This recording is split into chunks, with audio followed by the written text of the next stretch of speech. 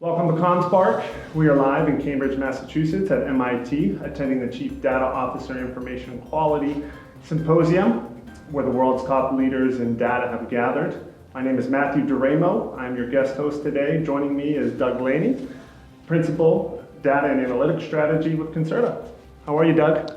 Great. Thanks, Matt. Good to be with you. Appreciate it very much. Thanks for the time today. My pleasure. So we've got a handful of questions. All right. We're just going to kind of dive right into it. Sure. So how did this concept of Infonomics originate?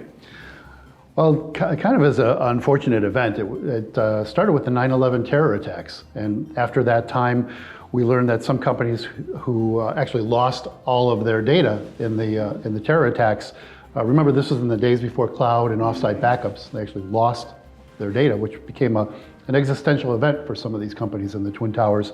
And so naturally what they did was they submitted claims to their insurers for the value of the data they lost. And the insurers said, well, hold on a second, we don't think that information constitutes property, therefore it's not covered by your P&C policies. So that kind of got my attention, and I started looking into the idea that information is actual property, whether it's an asset or not. And interestingly, the insurance profession, the insurance industry, doubled down on its notions that information is not property by explicitly excluding it from P&C policies a month after 9/11.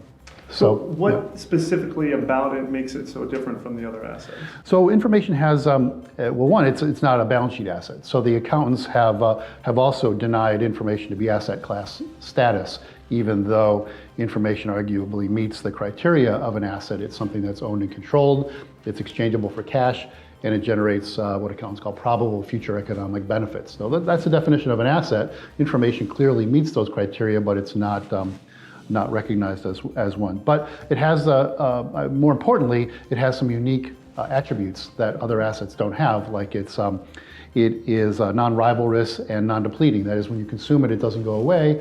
And when you're using any given information asset, you can use it multiple ways simultaneously, which can't really be done with most other kinds of assets. It also has some other unique characteristics. And so we think organizations should take advantage, be aware of, and take advantage of those characteristics. So do you have any examples on how some CDOs within their organizations have benefited from applying these? Sure. So some of the ideas behind Infonomics involve really monetizing, managing, and measuring information as an actual asset. And so we see aspects of that from company to company. And so some companies like a major airline has measured the value of their data using the data valuation models that I've published. And it's helped them prioritize which data to focus on for their information management efforts.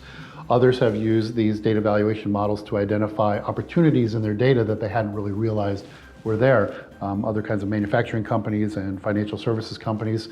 And more to the purposes of really this event, which is very focused on data governance, there's a large financial services company that is now able to connect the dots between improvements in data governance and how the data that's governed better drives business value. So they're able to do those measurements. So it really starts with about measuring information. You know, the old adage is you can't manage what you don't measure.